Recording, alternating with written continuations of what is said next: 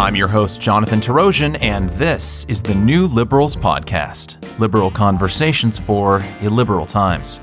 And our conversation around childhood education, at least at a national level, usually revolves around or devolves into a sort of generic bifurcation of public versus private. And that's all fine, I suppose, but it's also very bird's eye view. When we really begin to break any topic down into its constituent parts, we can begin to see much more clearly. It's not just public, it's not just private. It's a robust assortment of competing educational methods with varying degrees of efficacy. So what method might work best for your child, or hypothetical child? Our two guests this week believe that the method they practice will best equip that child to flourish as an adult. Ray Girn is the founder and CEO of Higher Ground Education. Higher Ground provides Montessori education globally from infant care through K-12, in physical schools, virtual programs, home-based programs, and through its platform to public and private school partners. Dr. Matt Bateman is the Vice President of Pedagogy at Higher Ground Education, providing intellectual guidance on programming across the organization. He was formerly the Director of Curriculum and Pedagogy at LaPorte Schools and a visiting professor of psychology at Franklin and Marshall College. Gentlemen, thank you for joining me today. Our pleasure. Thank you for having us.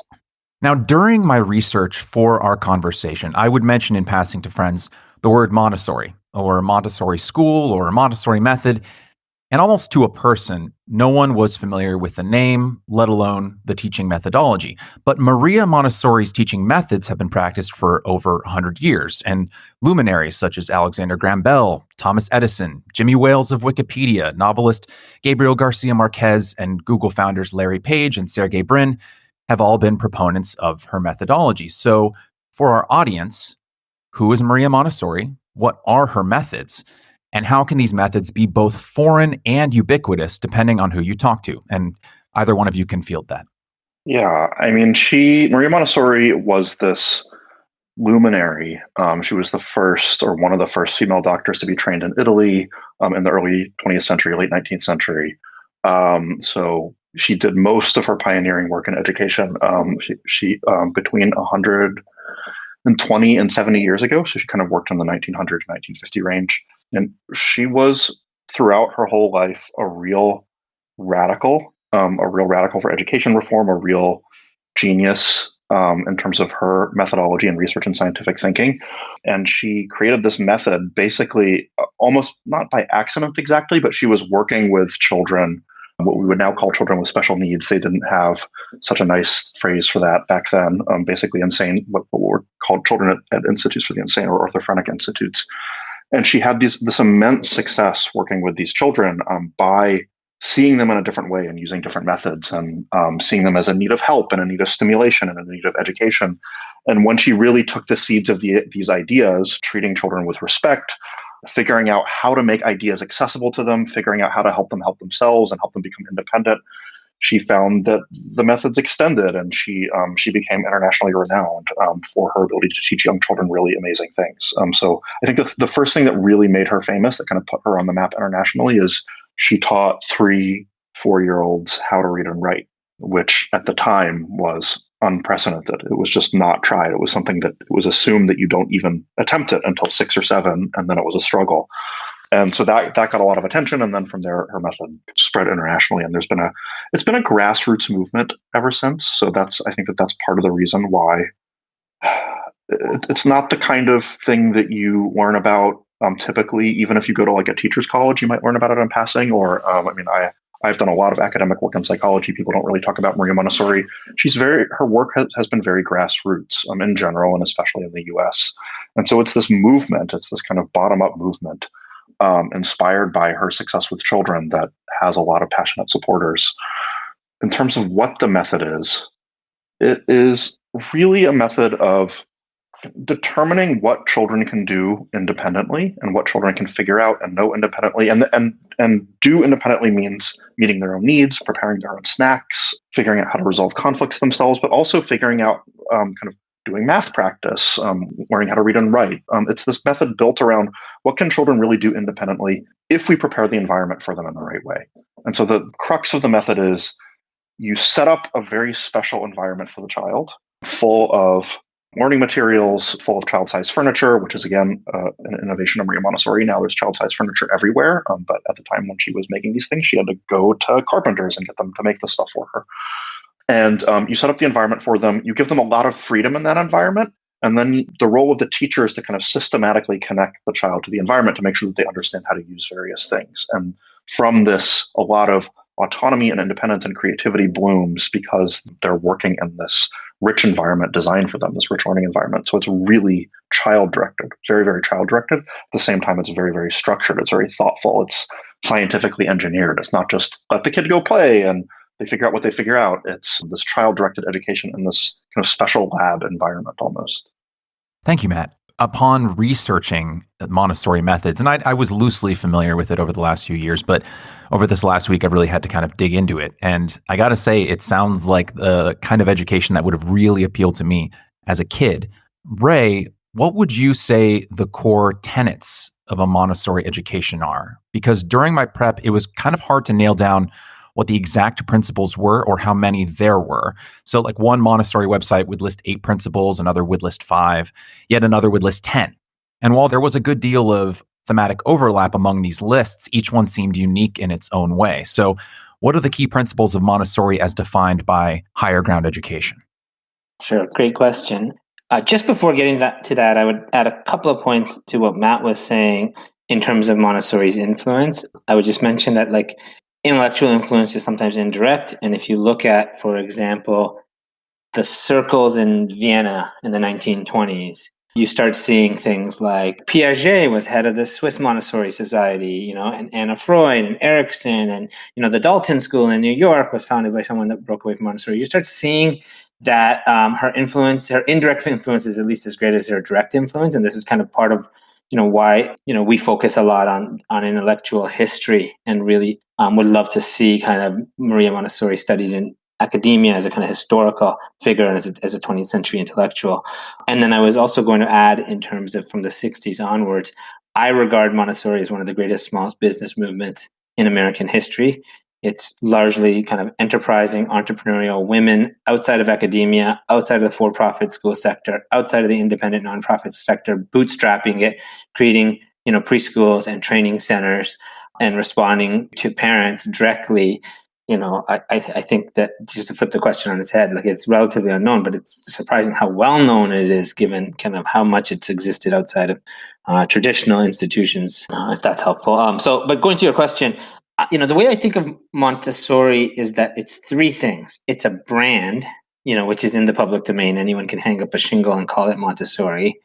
It's a specific set of practices or curriculum, of which I think the 3 to 6 year old program is the gold standard. And then when you look under 3 and above 6, it's largely Montessori's followers who have kind of created work, and there's more differences. And then it's a set of principles. And the principles really are what we regard as kind of timeless and speak to the kind of basic science of human development. So if I say kind of what are the principles, and at least the pedagogical principles, the things that really jump out to me are, and I think are at the core, are, one is mixed age classrooms. And it seems kind of, trite, but mixed age classrooms, the majority of children in the world are still segregated by age in their education, 7-year-olds in one room, 8-year-olds in another room. And, this is a kind of fundamental structural principle of Montessori. Another core kind of tenet is just the idea of self-directed learning, and that, the human mind cannot be forced to connect dots, and that all learning is autodidactic. And so, what all anyone else can do is set the stage, kind of furnish the conditions, that the human being is kind of, in a very deep sense, not only self-directed, but self-created. And then I think that, and this maybe is a little bit unique to our view at Higher Ground, I think that what's unique about Montessori is that she has a view of knowledge as important and as the enabler of successful human living, while having a largely kind of progressive agency-centric view. And so, we think fundamental to Montessori is this idea, this principle of high agency combined with deep knowledge or high structure, and that everything else in the world is in a sense one side or other of a false alternative. And so, if I expand on that a little bit, when the Prussian model emerged out of Bismarck's Germany, this model that is kind of dominant today, whether you go to New York or Sydney or Shanghai or anywhere in the world. In our view, the historical kind of tragedy is not that the defenders of that model claim that it was the model of content and skills and systemized education. It's that the critics of that model conceded that if you care about kind of content and skills in education, that's the model for you. And so you have kind of the critic conceding that that is the model of, in a sense, content and skills. But on the other hand, if you care about the whole child and kind of creativity and critical thinking, then you need a different model. And you get this false alternative embedded into the last 150 years of education in the West, certainly, but really across the world, where it's like one side is really focused on teach to the test or on memorization or kind of content acquisition, but it becomes, even though it starts out as a respect for the role of knowledge in human life, it becomes this kind of rat race.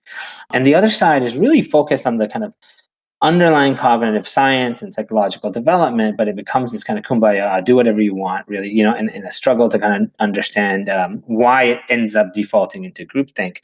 And we really think that Montessori, at the root, what is unique and what it represents her historical genius is she transcends this false alternative, right? She transcends this kind of choosing between content and knowledge on the one hand, or agency and personal development on the other, and kind of creates this really discovery learning approach that still respects the internal kind of architecture of knowledge. It respects the fact that you cannot, for example, understand the atomic theory if you don't understand that gases mix in definite proportions. So that's what we think is unique about the principles. If you go to the kind of practices, the practices I would say are a couple of things: mixed ages, control of error, so that the learning material itself allows for self-correction, so you're not dependent on the adult. And this is really at the 0 to 6 ages. Usually kind of a prepared environment. That's usually 4 areas of the classroom. That's pretty consistent across all Montessori classrooms. But this idea of a prepared environment, and then a few ground rules that make the whole system work. A couple follow-up questions. The first one for Matt, and then the second one for you, Ray. So Matt, why is mixed age learning so fundamental to the Montessori method? That's something that has been kind of hanging in the back of my mind as I've prepped for our conversation. And why is it more useful than having children all within the same age year learning together, as is the case in most schools? And to kind of frame this question and to make it a little more concrete, both for myself and for our listeners, can we frame it in terms of, if I were to be in a Montessori classroom right now, at a classroom at Higher Ground Education, and I was just watching what a classroom of 3, 4, 5, 6-year-olds at Higher Ground Education would look like, what would I see? You would see, in general, what you would see, let's take a 3 to 6 classroom. So the ages of children in this classroom range between 3 years old and 6 years old. This is primary or children's house Montessori classroom. You would see children working by themselves or with a friend diligently on different things, more or less independently. You would see a child cleaning a table or making himself a snack. You would see an older child laying out a bunch of beads, this math material, on the ground and counting to 1,000. You might see a couple of children working with a geography puzzle. I'm kind of putting a map together. So you would see children, it would be quiet. There'd be like a hum of kind of like low-grade discussion and activity. Children would be moving about. So there's a lot of freedom, but it wouldn't be like anarchic. It wouldn't be like children running from one side of the classroom or children engaged in dramatic fantasy play. Children are working on different things, and Montessori uses the term work very deliberately. In terms of what you would see for mixed ages, you would see, to some extent, you would just see children working on different things. So the younger children typically work on material that's less complicated and sophisticated than that older children work on. But older children come and show the younger children how to use some of the simpler material. And younger children come and follow and kind of look up to and watch what the older children do. Why is this principle so important? I was just reading, I have a colleague that his wife just gave birth to twins like a week ago. And there's this quote in Montessori, or this passage in Montessori, that I've always found amusing, where she's like, having twins is terrible. It's not like she's against twins, but she thinks you've got these 2 kids of the same age that basically are interested in the same things and very in sync with one another and are constantly competing to kind of be able to use the same thing. It's this kind of naturally competitive environment. It's way harder in her view to have twins than it is to have like 6 children of different ages. She thinks that the mother of twins has a harder time than the mother of 6 children of different ages. You can dispute that concrete, but the principle is like, there's something natural about having children of different ages working on different things, looking up to one another, some of them playing leadership roles, some of them playing the kind of admiring role, some of them asking for help, some of them giving help. It's like life. Only in grade school do you get everybody of the same age working in the same space and working at the same pace. And it's connected with all sorts of terrible things in pedagogy.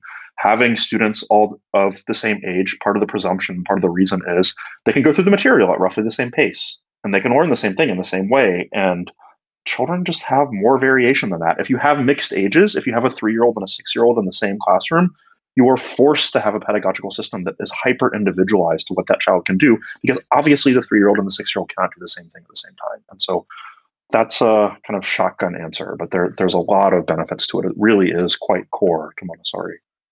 Yeah, and it sounds like it could be quite empowering for the older students because it gives them an opportunity to mentor the younger ones and enables them to kind of take some, at least small amount of control over their own lives by passing along the knowledge they learned in the previous years to the children who are younger than them.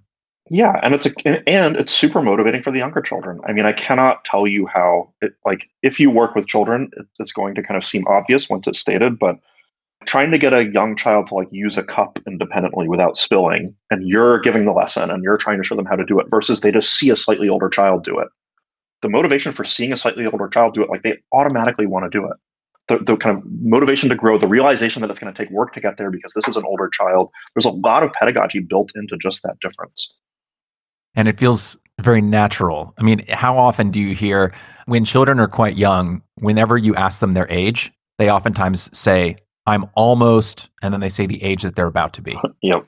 And that seems like a very natural, they're always looking. It's only when you get, to to a certain age, do you then try and round down. But when you're a child, it's very common to say oh, I'm 5.5. I'm almost 6. I turned 7 in October. Yeah. And that seems like a very natural connection to what you're talking about. It's very natural, and it's connected to, if you're kind of moving in lockstep with you're in a classroom with a bunch of 4-year-olds and then a bunch of 5-year-olds and then a bunch of 6-year-olds, and now you're in second grade and now you're in third grade, you still want to be older, but it's not as obvious to you, not as kind of perceptually, experientially obvious, like the kind of growth that you've made. Whereas if you're an older child in a room with a bunch of younger children, you see, wow, I've been in this classroom for 3 years and I used to be like that too. It creates empathy. And then for older children, they have a target to kind of shoot for. They have somebody to look up to. It's a system for embedding the growth mindset, for individualization. It does a lot. It's a kind of multifaceted power tool in Montessori. And I have a great example, if I may, just with my 2 boys. I have 3 children. 2 of them are 15 months apart. And the older one, he's older at home. So when we transitioned him from the toddler room to the children's house room, to the 3 to 6-year-old room, we moved him up at 2.8 months because, 3 or 4 months early, because he was ready. He's the oldest child at home. We wanted him to be the kind of, in a sense, in a bigger pond and have more of an experience. He tended to be assertive. My younger child, we left him in the toddler room until he was about 3 years old and 2 months, so extended so that he could experience being a leader. And they're doing the same math, they're doing the same language. We're very confident in terms of skill development because it's completely personalized, but we can optimize for their particular situation and give them that experience, and seeing, that experience of the cycles of being the youngest and the oldest, 18 months to 3 years, 3 to 6, 6 to 9, 9 to 12, 12 to 15. They go through that experience of coming in, green into a new community and then leaving it as an elder. It is very powerful as a developmental tool. Yeah, just listening to the two of you talk about the ways in which the Montessori method is helpful to children like this also kind of plants the seeds in my mind of the answer of the question I'm about to ask you, Ray, which is, why haven't Montessori's methods been integrated into public schools? And I'm thinking of, 30 plus student class sizes that are rampant in public schools are automatically going to be a deterrent to some of these methods, right? Because it sounds like Montessori's method is very dependent on, like you were saying, Matt, a very individualistic style of learning. And it sounds like a lot of maybe not constant attention from the teacher, but smaller class sizes, which would potentially make scaling this to a public model more difficult. Ray, can you speak on that? Yeah, to the contrary, the model is designed to have fewer adults in the environment. I have my kids in 35, we have 30 and 35 student rooms. and our typical rooms are 24 students. And most parents, would choose a 24 student with, 2 adults, say a 3 to 6-year-old classroom or a 6 to 9-year-old classroom. And we have our kids because we understand Montessori, in the classrooms that have more space, that have more materials, and that have fewer adults, because the learning is in the environment. Like traditionally, the teacher has always been this integration between the coach and the subject matter expert. And what the Montessori method does when you embed the materials and the learning into the environment is you can decouple those two and recognize that it's just a historical accident. I actually think that a lot of the ratios you see in Head Start programs and in preschools and then all the way through elementary schools are more than enough, are fine. In fact, they could be kind of, I think there's money to be saved if you want to get quality education, let's say, to the underserved communities. You can do it cheaper by switching to a Montessori program. So I don't think that that's the issue. I think the issue is complex, and there's obviously kind of an establishment that is politically, in self-preservation mode and the inertia of that. But if you even leave that aside, I think that the fundamental challenge is that it's hard. It's hard to switch to a new methodology. It's hard to develop the sufficient degree of kind of experts, trainers, human capital. It's very difficult to train a Montessori school. When charter schools open that are Montessori, many of them crash and burn because it's too hard to take 300 students on day one and transition them.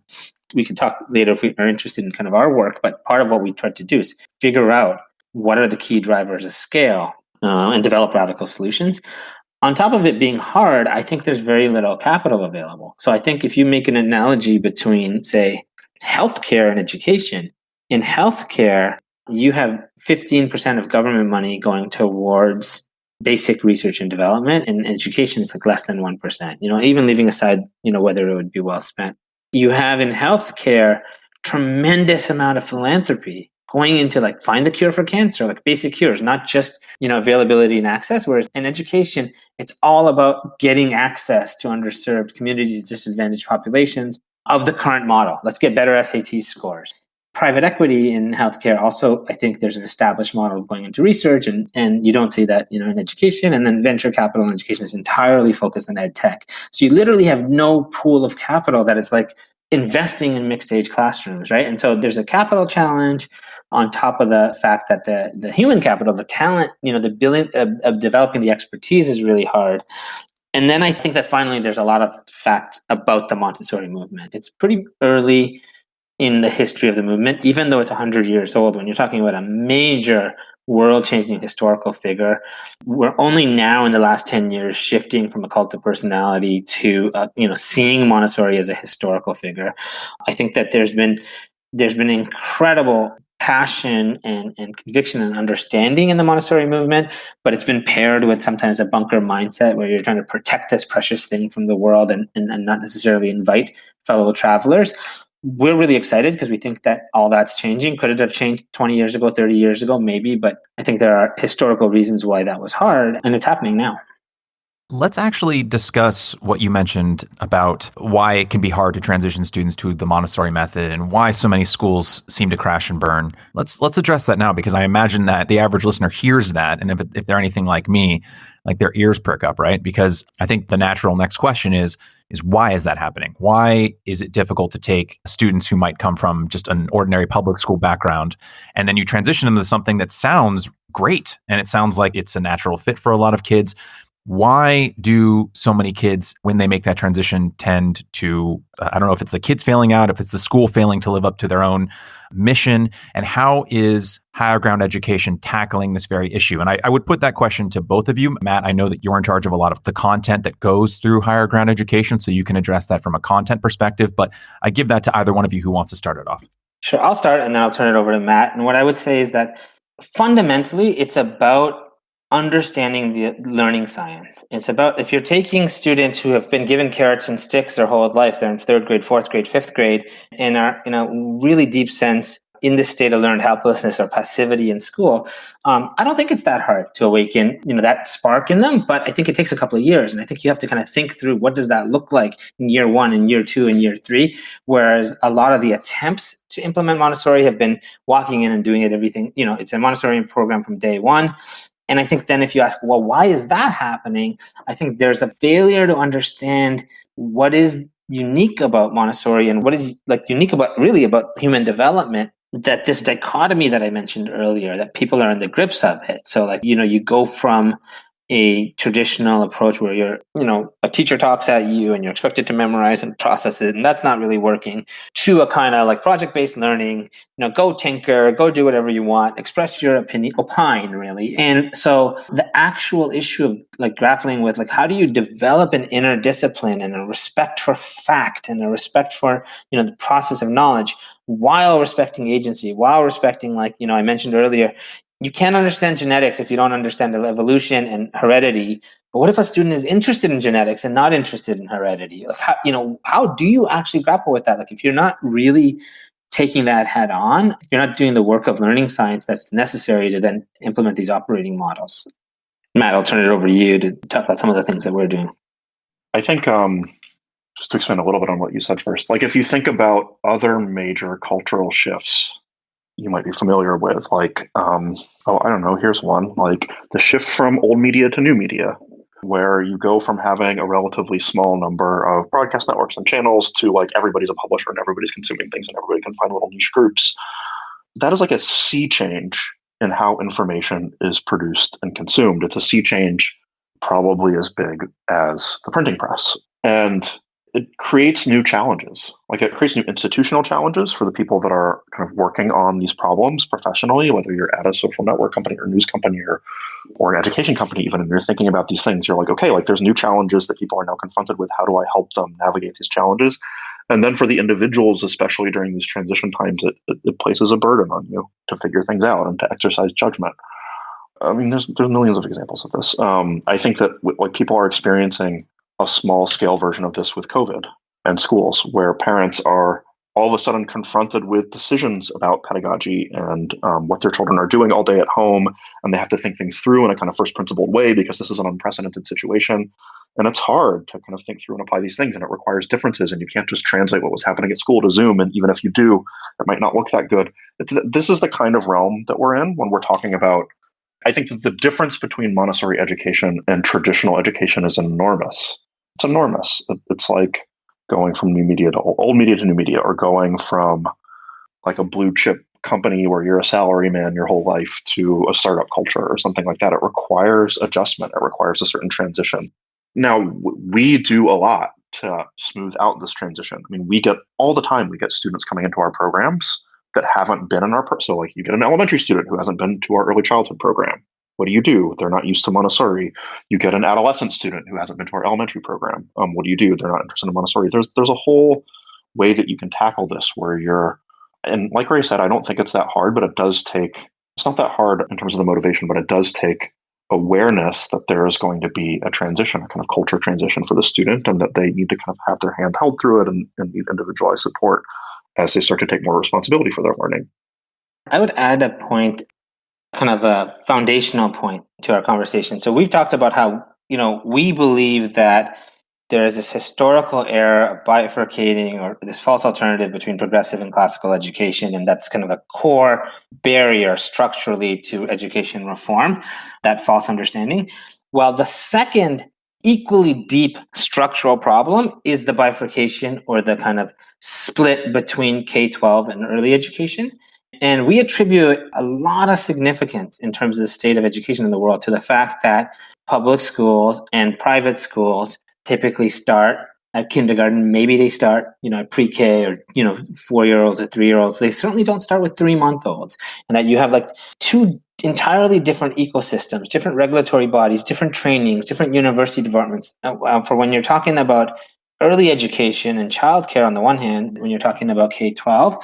And so in a context, again, not that you cannot bring in children at any age, the human spirit is, if anything, it's an adapting machine, right? The capacity to adapt for us is the kind of watchword. So, this is not something that we would write off of children that are 15, for example. We bring in 15-year-olds. But if you really want to drive fundamental reform and change, starting young and starting kind of with Head Start programs rather than public schools, if you're going into kind of an area that where you want to really help people help themselves, or starting, with childcare, corporate care, employer-sponsored care, and then trying to carry those relationships and carry those habits all the way through for child and for family, we think, is the way to very quickly change the way that education is done. Because, amongst other things, kind of the 6 months before and after, particularly your first child is born, is one of the few times in adult life that a human being is willing to rethink their entire philosophy of life, rethink everything. And so if you want to really drive change, like that's a kind of lever that you have to pull, and that's something that you have to capitalize on. And so, you want a generation of parents that are not stuck on like what SAT scores their kids get, but really care about like, do they have this deep capacity to learn and think and navigate their way through life materially and spiritually. It's a lot easier if you start with parents of 3-month-olds than you start with the parents of 5 or 6-year-olds to kind of make that push.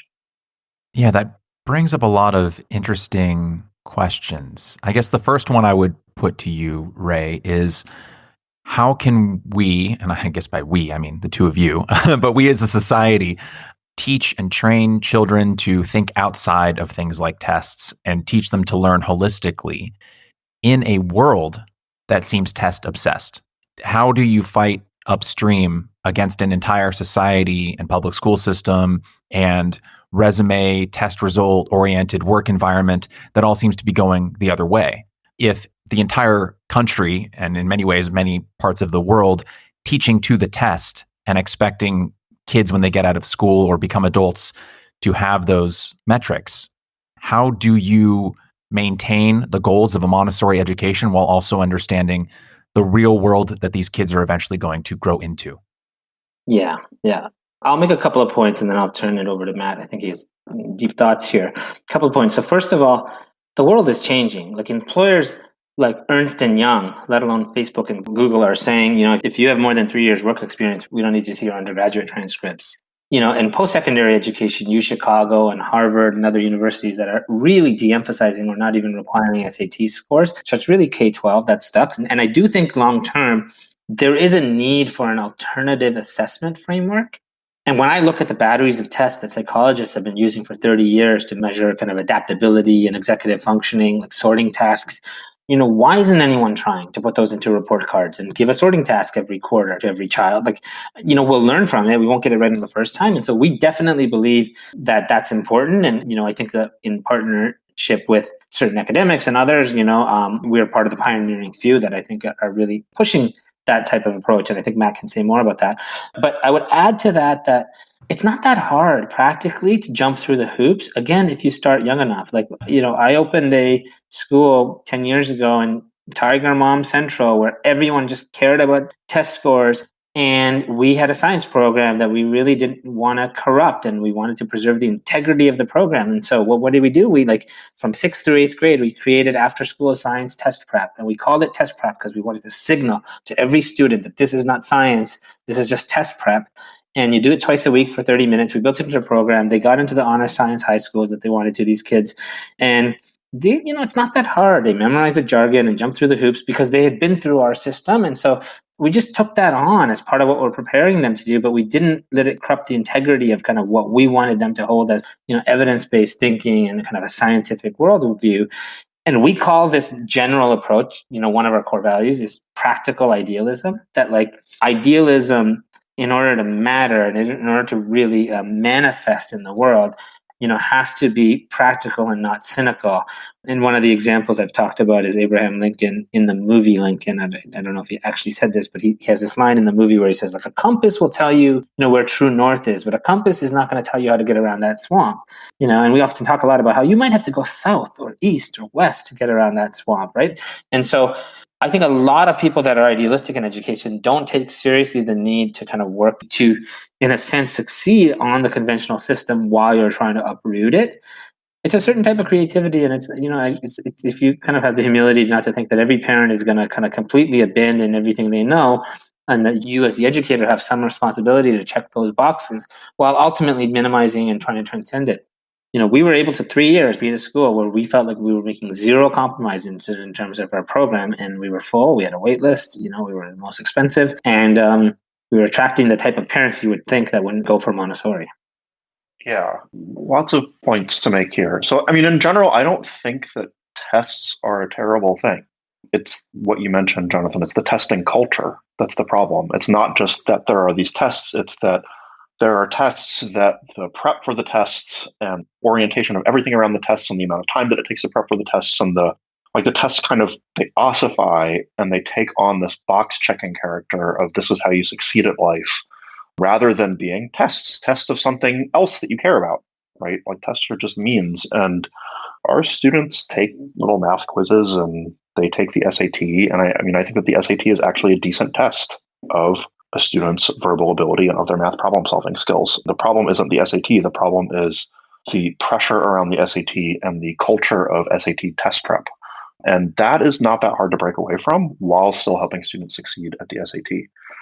I mean, Montessori's attitude towards tests, I guess you could call it, or schoolwork, is that it should, insofar as it's possible, even starting from an early age, that students should be assessed on the work of the student should be, I think her terminology is, should be judged as a product of life, not as a product of school. So it's not like, wow, I made this cool movie. It's a school project. I got together with my friends and we made a movie and it's this fun school project and I can put it on my college applications. It's like, well, was the movie any good? Who watched it? Did you get it on YouTube? Did you market it? Did it go viral? Like, who did you collaborate with? Did you get to talk to any filmmakers? Did you get any industry experience? Like, what did you learn? Like, how, like, this was your first experience, but like, how good was it? How far off do you think it is from making something more polished? The whole attitude of, I mean, we have students who are helping with scientific research in university labs who are making amazing creative art, who have started businesses. That's at the older end, but even at the younger end, young children meeting their own needs by preparing food for themselves and keeping the classroom clean and making gifts for each other and working with materials where they can independently see their own progress. I mean, there's something artificial about it. It's Montessori uses this term, the prepared environment, to indicate that this environment has been specially prepared and is different from the environment of life. So it's not like just throw people into the chaos of real life and let them sink or swim.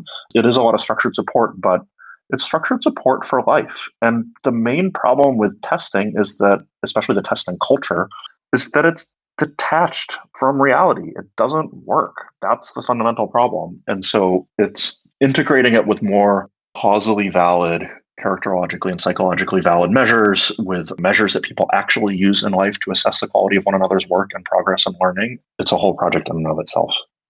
It's also one of the reasons why we go through high school. Because I think if you go back to your earlier question about why hasn't the Montessori movement taken, if you will, it's about 1 or 2% of people in the world get what I would consider 1 year even of a quality Montessori education. Part of the answer is that it's largely focused on early education, some elementary education, and that to truly show in practice that this works, you do have to, at least at moderate scale, demonstrate, how high school education is addressed. And so from the outset, it was very important to us, to ourselves, show that we could kind of, in a sense, finish the process and that help children mature into adults that are self-directed, are poised, are capable and efficacious, full of life in the various ways that we think children should mature to become. And I think that it's an exciting time because I think the world of post-secondary education, as I said, and just like the whole kind of employer space is changing so radically that I think actually there's a lot of appetite to explore change, and the credentialing kind of infrastructure is it's been gamed, right? So people are gaming it on the kind of standard model, and I think it's not that hard to do the minimum that's responsible. Yeah, this is like a wider problem way outside of Montessori. So when in my university professor days, like at Penn and Franklin and Marshall, these good schools, like every professor spends a lot of time deprogramming their students from this box checking mentality. It's not like everybody in higher ed is perfectly satisfied with the elementary, middle school, and high school education that their students are enculturated and they hate it. And the more elite the university, the more they hate it. That in and of itself is a sign of widespread dissatisfaction. There's all these initiatives at the middle and high school level, Mastery Transcript Consortium, that are working on alternate modes of assessment. It is a really exciting time. This leads well into a question I have for you, Matt. But before we get to that, just so I'm understanding, it sounds like the problem isn't with tests or testing per se. It's how children learn to answer those tests. And higher ground education and Montessori in general sounds like it's preparing children to perform well on these tests by teaching them about subjects holistically so that they have a mastery of the material to a point where the answers come from a deep knowledge rather than teaching students what the answer to a multiple choice question is without the child actually understanding how to arrive at the answer. Do I have that right? Yeah, I would say it's the classical perspective of a discipline.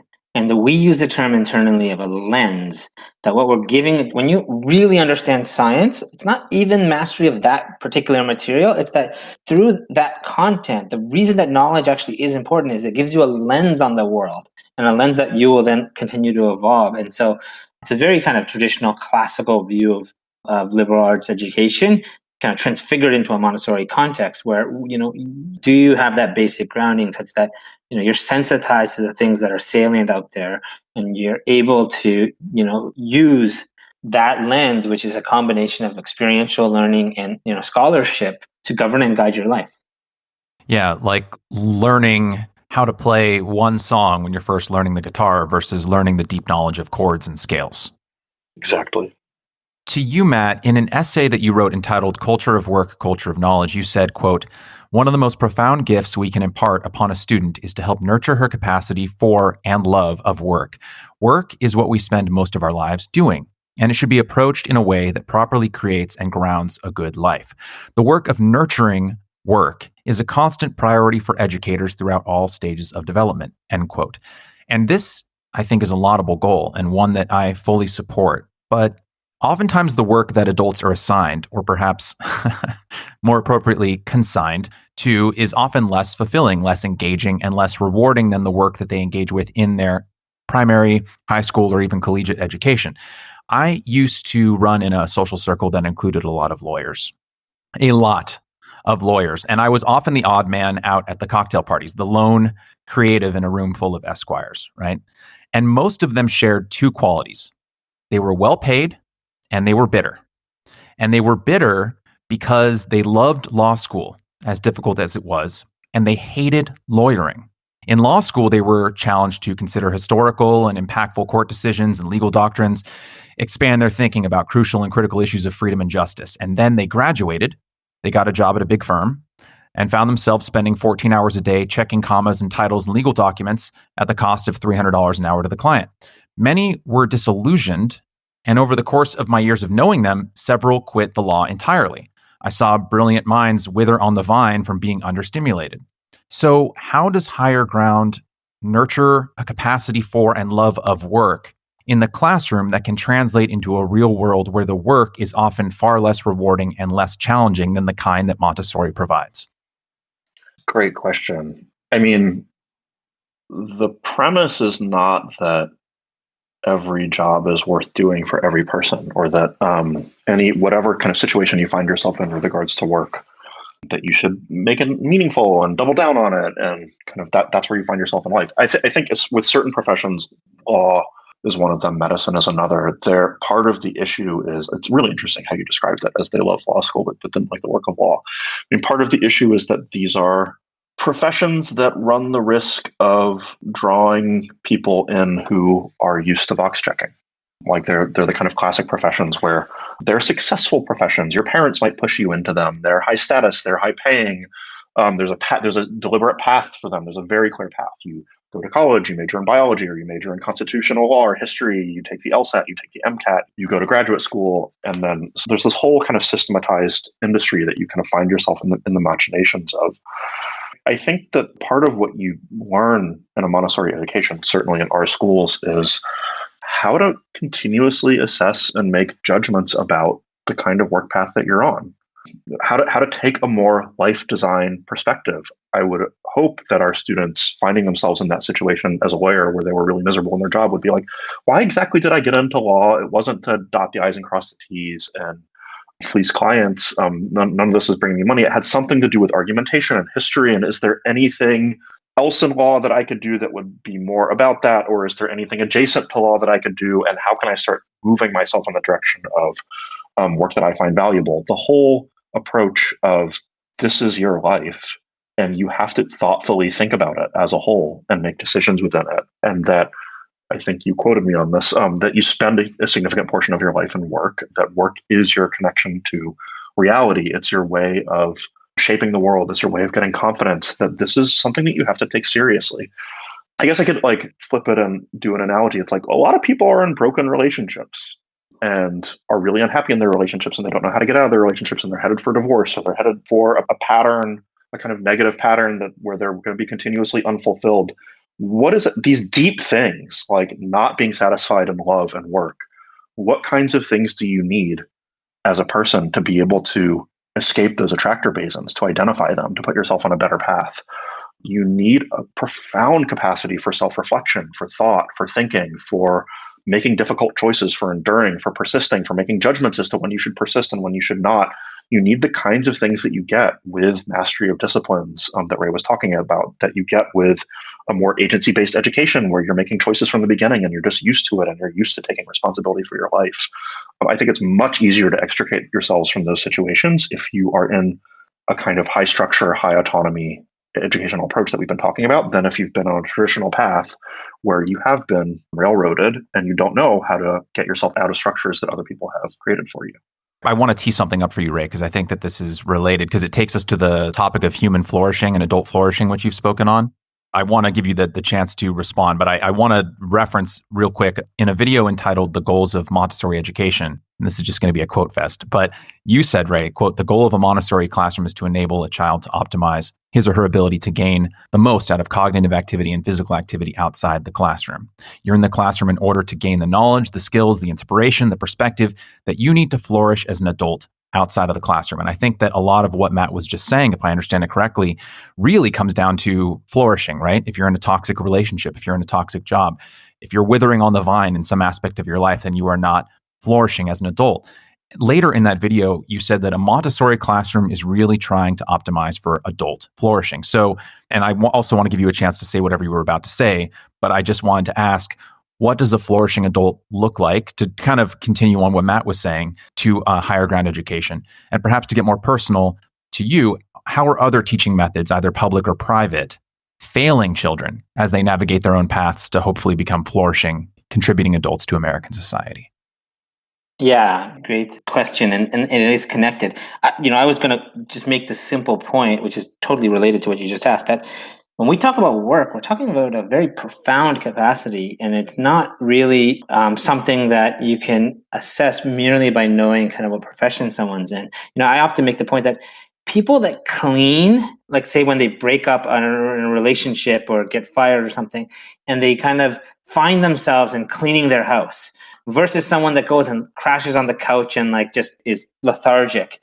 Those two things are not the equivalent, exceptions aside, like, is your basic identity connected to your work, and what are you kind of reasserting your capacity to take control through your work, or is it through some other group identity or something else? I mean, that has a lot of significance in terms of your ability to navigate precisely these challenges that we all face in life, and that come out of left field. It's inherent in life that's going to happen. And so I think it's important to think of work and knowledge as the kind of two pillars, as something much deeper than kind of your profession, or your kind of superficially kind of like what you can talk about.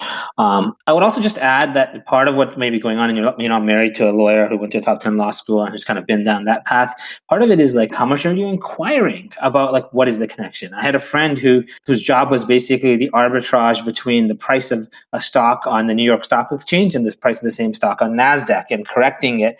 And he spent a lot of time thinking about, how does this create value? I think if he had arrived at the answer that it doesn't, he would have left. But in fact, it's an allocation of capital that, gets money into the hands of creators. And I think that a lot of these jobs that we're dismissive of, in fact, do create real value in society, including things like, what Mike Rowe pushes in terms of manufacturing jobs, like all, this idea of all work is noble, I think does need to be the default premise. And a lot of times it is the particular person in the wrong role. And so that comes to your point about human flourishing. For me personally, like, my favorite quote is Sophocles, in Antigone, I believe, where he says, like, numberless, are the world's wonders, but none more wonderful than man, right? Like, there's this kind of like the human being in action is a sight to behold. In the individual human life, fully lived is an end in itself and is its kind of own reward. And that's what we try to serve, right? And so we are not trying to say, that a student, or a child should become an adult that has this type of political view or this type of religious view or even this type of career.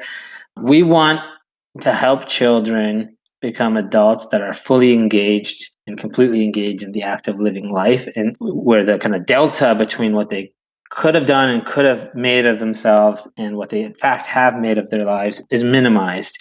And I think that that's as varied as human beings, right? And so it's really the closest analogy that I come to is like the Declaration of Independence. Like the Montessori is in education, what the Declaration of Independence is in politics, where it's like, how do you create a system that is designed not only in recognition, but in celebration of the fact that the system is not determining the particular end, that the end is kind of determined by the agent within that system. I don't think we're the only ones that want this. I think that part of what's complicated about education is that the power of our human relationship can be so transformative. I had a few great teachers, and a good teacher can mitigate so much, including a fundamentally flawed system. And part of the problem in education and thinking about education as this kind of panacea is that the human being, you don't give a human being agency, and a human being has agency. And the story of humanity is the story of individual human beings just taking charge of their lives. And there's a real sense in which, I'm an optimist about human beings, and I think that kind of we can help, but it's really, and you don't want to get too arrogant about your role as an educator or as a parent. I mean, you're a passenger in this developing child's life. So we try to kind of take that approach. But, we do think that these two simple things, a kind of inner culture of knowledge, a truth seeking, right? A love of knowledge and a love of like being on a quest to correspond your understanding to the kind of way the world really is, plus an inner culture of work where you find meaning in doing and you feel a sense of efficacy, that if we can give the child the best shot at developing these two tendencies in himself or in herself, that we've really given them the best shot that we can at living a flourishing life. So to Ray and Matt, to both of you, these next couple questions might feel a bit like a challenge, but it's more me trying to work out something that's been on my mind for a little while as I've gotten older, and I've watched some of my close childhood friends have children. Two of them had newborns earlier this year, and I'm watching them both raise their respective daughters in kind of very different ways, but they're both getting really fantastic results, I think. So I'm going to need a little bit of runway on this next question to kind of set the scene here, but I appreciate you giving me the time to kind of extrapolate here. Sounds great. I want to contrast the Montessori method against a school across the pond. I imagine the two of you may have heard about it. I've been following it for some time now. It's called the Michaela Community School, founded by Catherine Burblesing. Yep. To excerpt from an article in Time about the school, quote, based in Wembley Park, an underprivileged area of North London, most famous for hosting England's national soccer stadium, the school has become internationally renowned since opening in 2014, dubbed by the country's newspapers as Britain's strictest school. The school's 484 pupils study in an atmosphere of rigid austerity. Demerits are given out for the slightest errors, forgetting a pen, slouching, turning to look out of a window during a lesson. 2 demerits in one class equals a detention. To continue the quote, the school day is run with military precision. Everything from lessons to lunch is timed to the second, with the aid of large digital clocks placed in each room. Teachers often give their classes a time frame in which to accomplish a task, 10 seconds to take out your books and open them to page 32 before counting down backwards.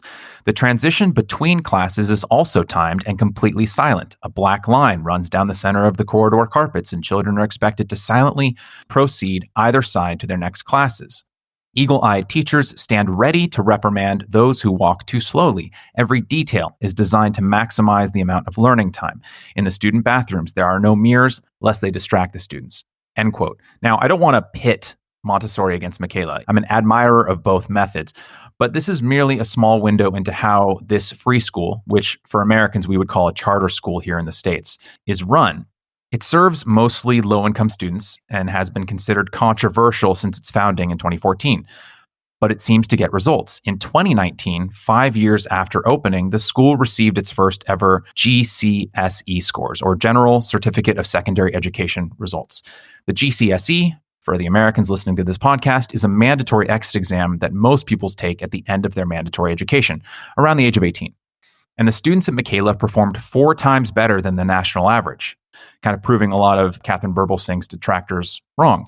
So I guess two questions I would pose to you. And again, this is not about pitting one educational system against another. That is not the intent of this question. But what does this say? What do these results say, if anything, about the fungibility of children to different learning environments? And how can two such incredibly different teaching methods, Montessori and Michaela, both achieve stellar results? Can I go?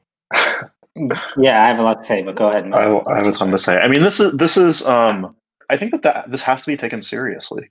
My instinct to respond to this. There are examples in the U.S. too, with Success Academy and other kinds of stricter approaches, also often applied for low income students. They do tend to get results, and they tend to get results that are better than traditional schools and even most progressive methodologies that are applied in these circumstances. So I think it needs to be taken very seriously, and I wouldn't poo-poo any of that. Here's a kind of shotgun array of thoughts, some of them critical and some of them friendly.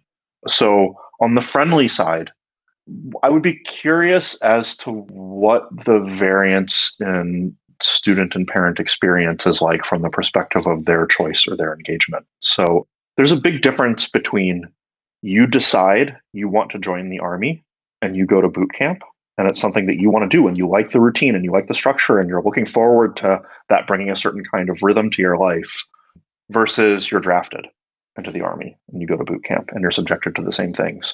Part of what, Maria Montessori was a huge fan of the Boy Scouts.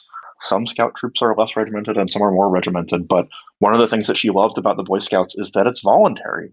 You choose to go to the Boy Scouts. It's not necessarily for everyone, but for the students who do it, there's a certain discipline to it that you're embracing and that you're deciding to embrace. And in the act of you choosing it, you de-alienate yourself from it and you can get a lot from it. You're kind of trusting the adults around you and you're trusting the system in a certain way. And there's all sorts of analogies to adult life and different kinds of circumstances you can be in, to different kinds of mentors you can have, to how you think about those things and the role that they play in your life. On the critical side, there's a ton of research that direct instruction is really effective and that it's more effective than a lot of other methodologies. I think part of what's going on in these cases of strict direct instruction is that it's an actual consistent methodology. There is a specific view as to what the student should be taught and to how to approach it, that all teachers align on, that all parents align on, and that all students align on. The level of knowledge and education and the level of pedagogical expertise, wisdom, skill in terms of how to get education right, the learning science right, is so low. It's unfathomably low in my mind. I don't think that most people realize how ignorant we are in the field of education. That there is a sense in which any distinctly defined approach is going to get you better results than what typically happens at most public schools and most traditional schools, which is a hodgepodge. It depends on the teacher that you get. It depends on the state curriculum that you're assigned. It depends on how you relate to your peers. There's a bunch of randomness to it. A parent can come in and petition for a French program to open. Okay, we'll do a French program if you want a French program. It's like, what is your view on foreign language? What is your approach? What do you think is important as a school? What are your aims as a parent with education? These things are left kind of hazy into implication and unclear. In these direct instruction models, these kind of stricter direct instruction models, nothing is left unclear. And that is an advantage. So I guess that's less on the critical side and more on the praise side. So on the critical side, I think that there's a real risk. I mean, imagine going to the school for 6 years or 8 years or 12 years, 8 hours a day. You are internalizing something through that method. You're internalizing, in a bad case, you're internalizing a certain kind of obedience and compliance. You're internalizing a certain inside the box thinking. There's things that go along with that I think you can internalize that are good. I'm not against strict, rigorous programming, but as a method where you're like literally telling students where to go and where to look and every single method of the day is accounted for, just purely in terms of the opportunity cost, you are not figuring out how to manage your life. You're postponing that until way later, after your teenage years, way into adulthood. That is not the best time to learn those things. The best time to learn those things is when you're younger. And so there's a real opportunity cost. I could say a lot more too, but those are 3 thoughts that occur to me. Yeah, I would add, I think Matt covered most of the points that I would make. I make a huge analogy to kind of sports and the kind of ways in which sports affect the ways in which you can have agency, even though you're getting up at 6 in the morning and doing drills every day. The way that I hold it in my mind and the kind of phrase I use is "we the Athenians," and it's like the Spartans are getting their kids up at 5 a.m. and running the drills. And it takes a lot of conviction as an Athenian to believe that your way is right, because, you have this insecurity that like actually the right way is drill and kill, is kind of this no excuses school. And I think you just have to take it straight, and you just have to explore why that is. And I think part of it is because agency is complicated. We give people license all the time in life to grab us by the collar and make us be our best selves. And you can't throw that out if it is in fact a choice. Structure, most people that believe in high agency approaches, I think, do not really understand the role and the place and the importance of structure. And so when you're dealing with false alternatives, to be honest, I would choose this side of the false alternative for my kids. Secondly, I think that the goal of these educators, and I'm a fan of many of these schools, the goal of these educators is agency of their children into adulthood. So how does that transfigure what they do, right? It's like a parent who is incredibly strict, but is really deeply intending for their child to grow up and to be a great adult. You can do a lot of things wrong, and you can be off in your methodology and still basically end up right, because in some sense that intent is being made manifest. It's clear. It's informing all sorts of choices. Whereas you can take, let's say, the much more correct approach, but you're really doing it for some reason beyond the actual needs of the children that you're serving.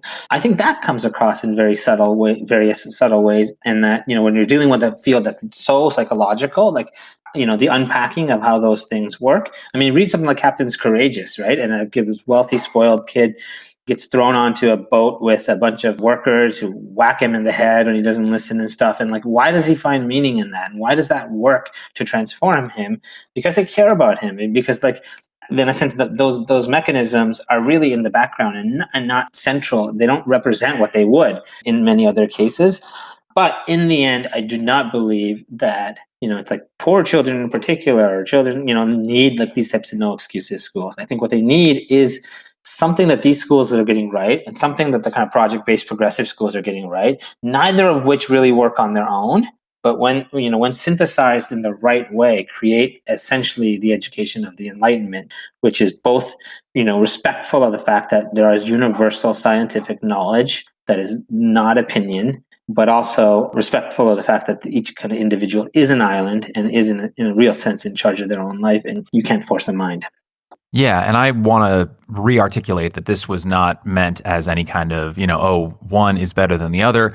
I think what I'm just learning, to reiterate, seeing my childhood friends now have infants and young children of their own, and seeing how, they're going to different resources and looking at different YouTube videos and reading different books. And it seems to me, how do I articulate this?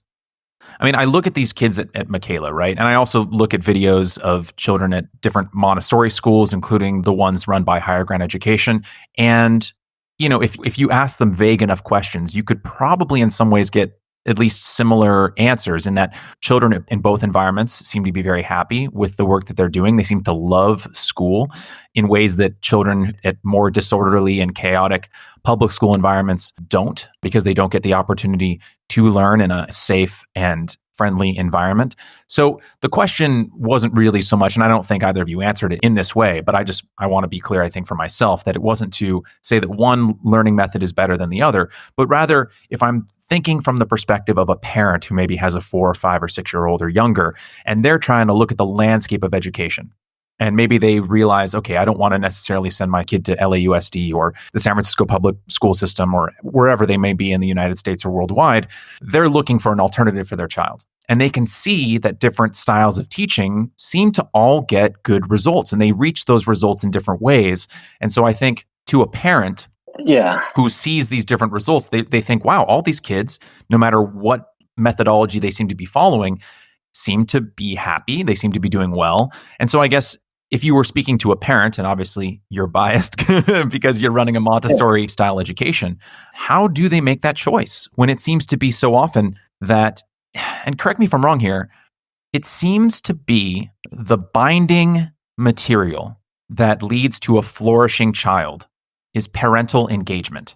In that, if the parent or parents are engaged, even if the child is in a school that isn't that great, it seems to be like if the parent is really engaged with what their child is doing and how their child is learning, that seems to be a very important ingredient that can almost act as an umbrella or transcend the kind of education the child is getting. Does that make sense?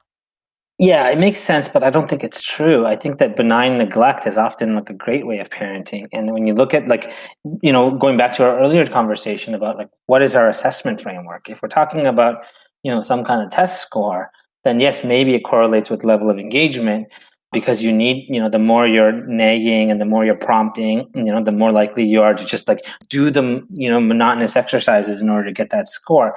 I think it's more complicated. I think it's something like if you're talking about engagement, if you as a parent are observing your child and love your child and just trying to do the best for your child, I do think this is not such a delicate science in the sense that does come across in a lot of ways. But I think the right analogy is to medicine and to healthcare. Like just because poor nutrition and eating McDonald's every day doesn't necessarily manifest and everyone seems to be happy doesn't mean that it is right. Like just because we don't have the answers right now, it doesn't mean that any methodology is as good as any other.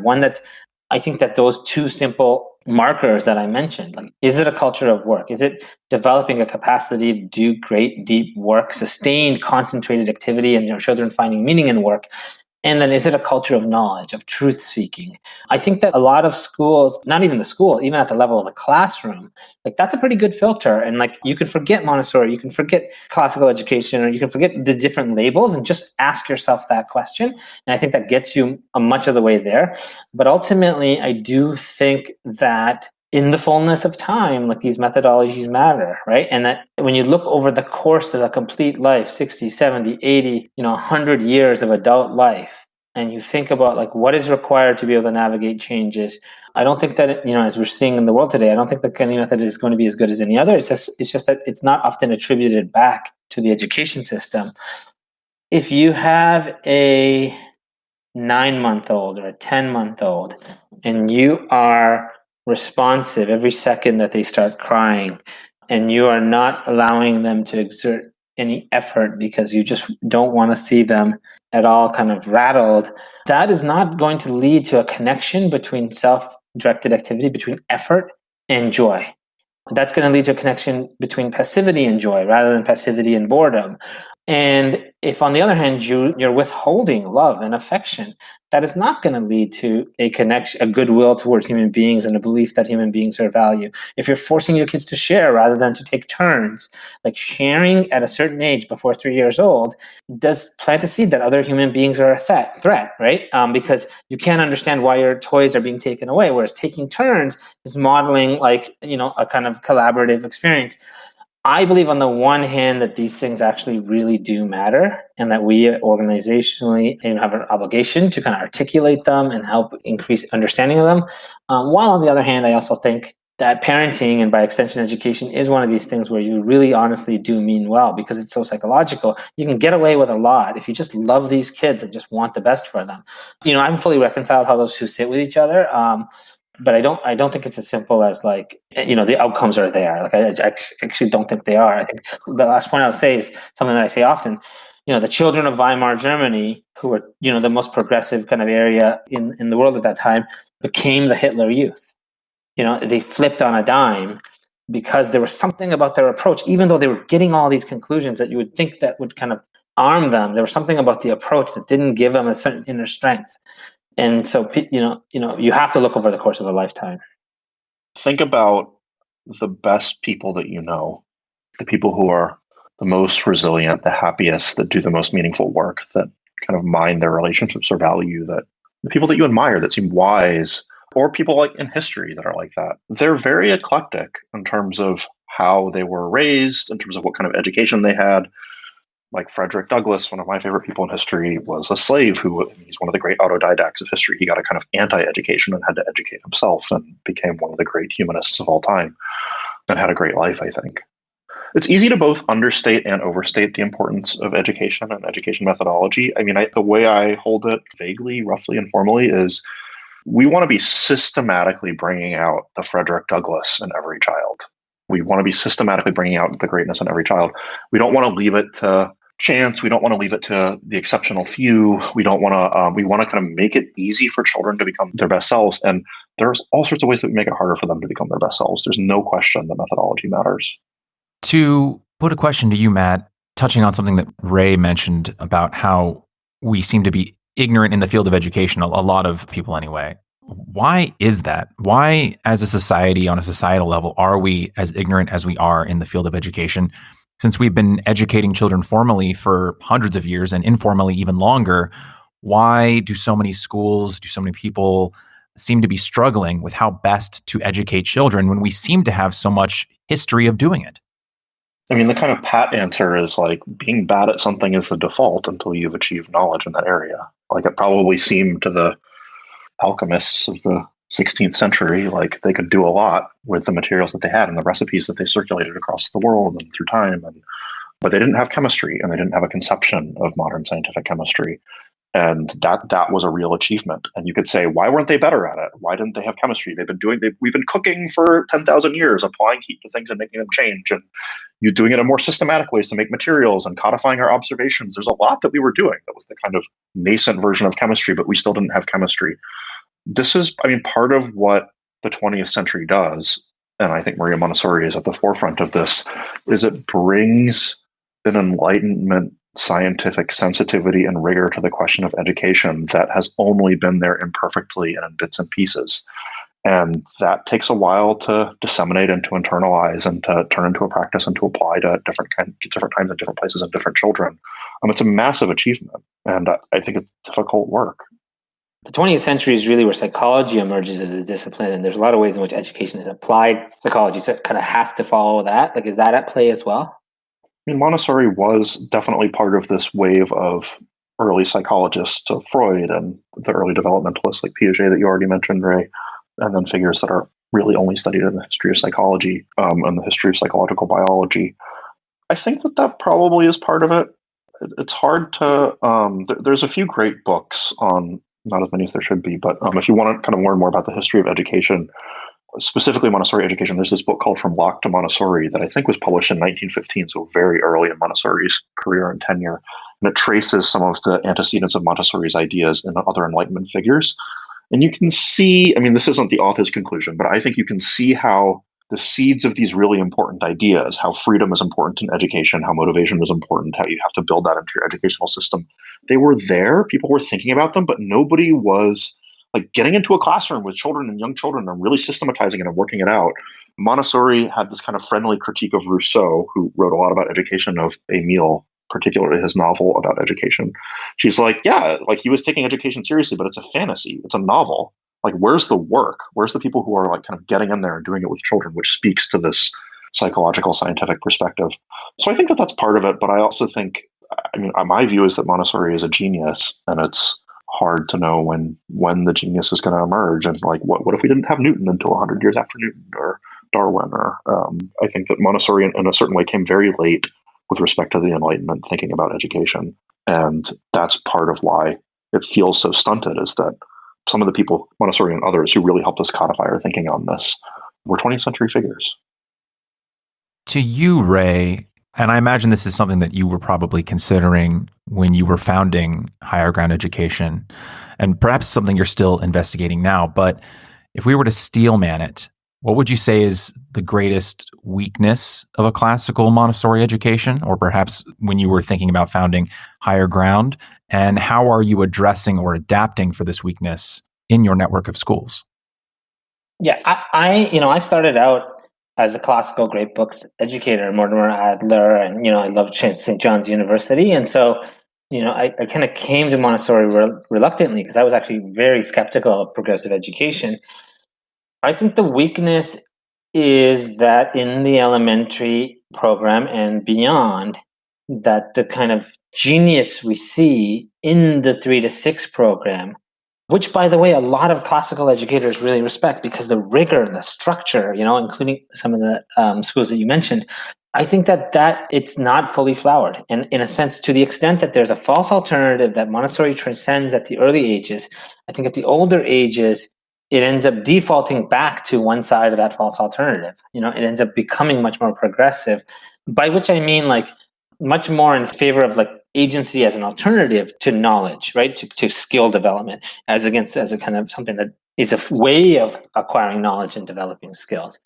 I think that, that's the kind of pedagogical issue. Kind of in terms of the movement and the growth of Montessori, I think that the fact that the training centers and the kind of development of the skill happens kind of in the shadow world outside of kind of academia and the normal kind of social channels, has presented a real problem, because Montessori is like poetry. It's like, do it well or don't do it, because it falls on its face when you do it poorly, right? Like, and it's in a sense worse. But in order to do it well, you have to develop a really different type of educator who is oriented in a different way. And from the outset, that was really, has been our focus and why we have our own kind of accredited training center.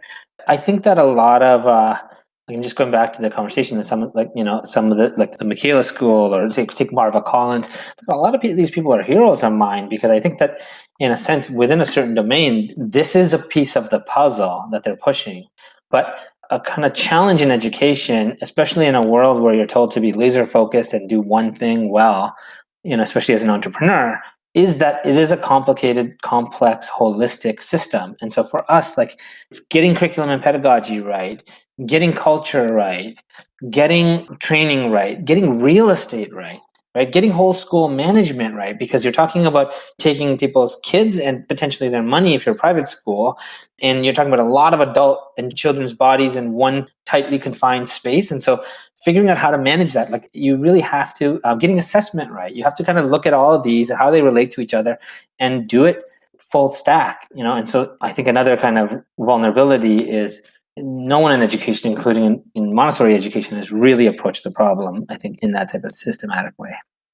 As we begin to bring our chat to a close, I want to touch on something you just said, Ray, which is that Montessori education can fall on its face when you do it poorly, and it can in fact be worse than a traditional education. So you mentioned something right at the start of our conversation, basically that the U.S. Patent Board, you didn't say it specifically like this, but I looked this up as I was preparing for our chat. The U.S. Patent Board ruled that the term Montessori has a generic or descriptive significance, right? So in the United States and elsewhere, Montessori, quote unquote, can be used without giving any guarantee of how closely or if at all a program or school applies Maria Montessori's pedagogy. So for parents, either current or future, parents who are potentially interested in learning more about the Montessori method and potential schools for their children, where a higher ground school may not be available, how would they go about navigating the many different brands or flavors, I guess you could say, of Montessori that is available? And how can they know which interpretation is right for their children and which might fall on its face, let's say? I think the question, if you're looking particularly for a school, in some ways is easier. If you're convinced, you've read up enough on Montessori and you're looking for a Montessori school, I think we have something on, our Guidepost Montessori website. But, this is work that we want to do. But it's like, there are markers, are the kindergarten age children mixed in with the 3 and 4 year olds, or are they separated out, is often very telling. Is there the right complement of materials? Is there a 3-hour uninterrupted work period every morning, or are they breaking it up to do yoga and dance and things like that? So there are pretty established, I think, signs and markers of kind of, is it an authentic high fidelity Montessori environment? And actually some academic papers. But I think if you step, one step back and you say, like, how do you kind of navigate the whole issue of parenting and education? We think there's a vacuum, and we do definitely see it as a core of our function to kind of fill that vacuum and really present the choices. Like, what are the 4 theories of sleep training? How should you think about nursing? And is everything out there about breastfeeding, right? And so, like, there's this whole kind of starting from the outset. People talk about don't like debate religion and politics. Like, they should add parenting to that, because it is one of these things that people feel very strongly. It's the last great vestige of the amateur. So everyone has an opinion, and it's hard to kind of be evidence-based. I come back to, in an educational environment, really those 2 markers, like, is it a culture of work and is it a culture of knowledge? And then from a kind of broader parenting sense, like, it's actually much more important and more fundamental to kind of being a good parent to observe your own child. Really observe, really try to size them up and understand what's going on, and patiently and exactingly observe. Then it is just to kind of dive into theories and read. You have to do that, but it's really, Montessori there's this great story, and I don't know if it's true, that on her deathbed, she kind of pointed outwards and said, like, there is no Montessori. I keep pointing at the child and you keep looking at my finger, right?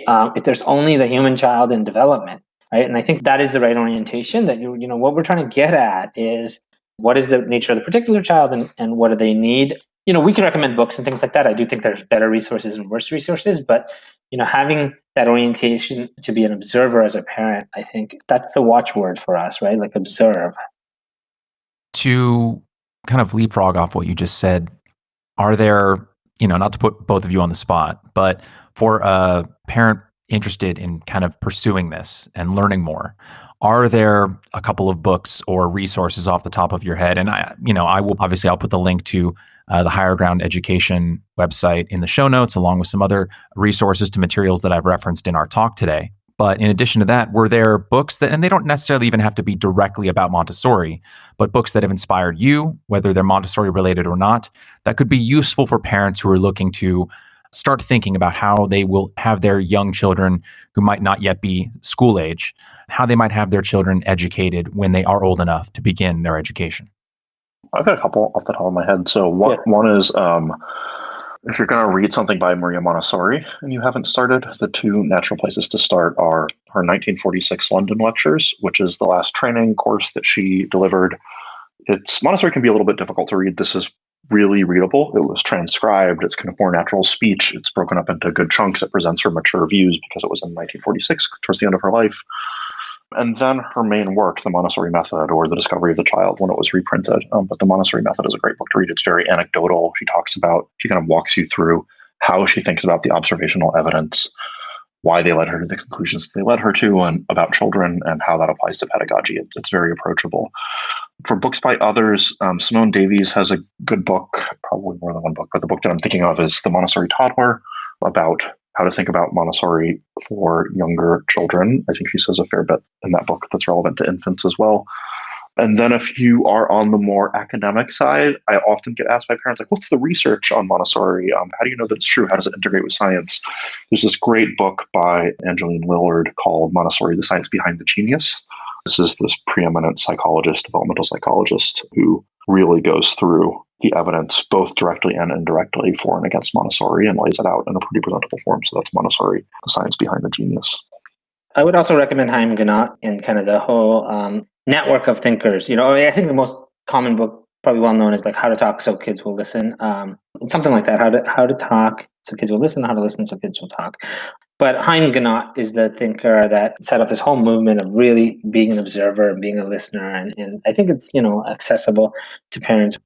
And then we, through our Guidepost Montessori brand, we hope in a couple of quarters to launch something called Guidepost Family Framework, which is really going to be this resource for parenting for independence. And it's really about empowering the parent so that, based on their values and their approach, in the broad category of optimizing for independence, moral, intellectual, physical, economic independence of their child, like, this is a how-to methodology, including what you should read. And we have a couple of Facebook groups up that are free to join. Just look up Guidepost Family Framework on Facebook, and you can just pop in any question there, and there's parents answering each other. And I think that can get more targeted recommendations on things like how to think about sibling rivalries, or how to think about sleep training, whatever's coming up for a particular parent. We didn't talk a lot about this, but there is a sense in which kind of the modern parent doesn't have that village to support them in kind of raising their child. And we're thinking a lot about, like, what does it mean to be that village, and to create a kind of 2.0 version of that support network that historically parents have had.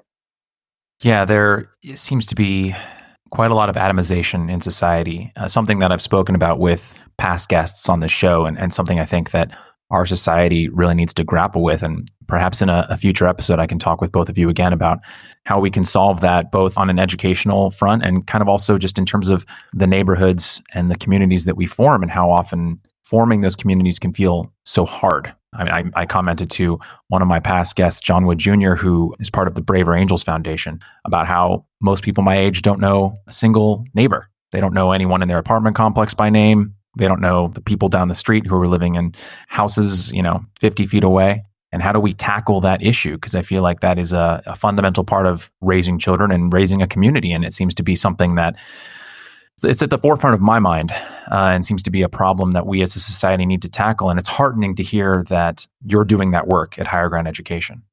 Yeah, and I would love to do that. I think there's a lot of tailwinds as well as headwinds in the culture. If you think about things like the Amazon effect, the change of retail, and you have at least 800 of the 1,200 large malls in the United States have to be repurposed, and there could be this kind of resurgence of community hubs. I think I agree with you. People are craving it. We think a lot about community as a pillar. And yet, there is atomization. One of our premises is like the modern working professional who has to travel for work should be able to take their young kids with them to any major metropolis. My 6-year-old and 4-year-old have been to 20 cities because when my wife and I travel, we just grab one of them and take them with us, and they just go to school there, and we try to make it really seamless and allow for that network effect. I think at the level of culture and pedagogy, and then also, but at the level of economic changes, changes in retail, changes in travel patterns, obviously now, affected by COVID, fascinating topic, and would love to dive into that anytime.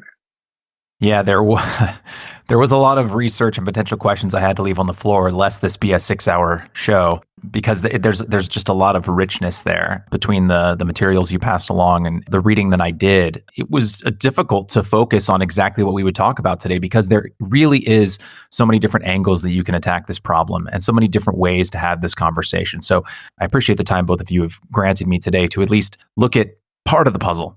But to take us to the end of the show, I want to ask both of you a question that I ask all of our guests.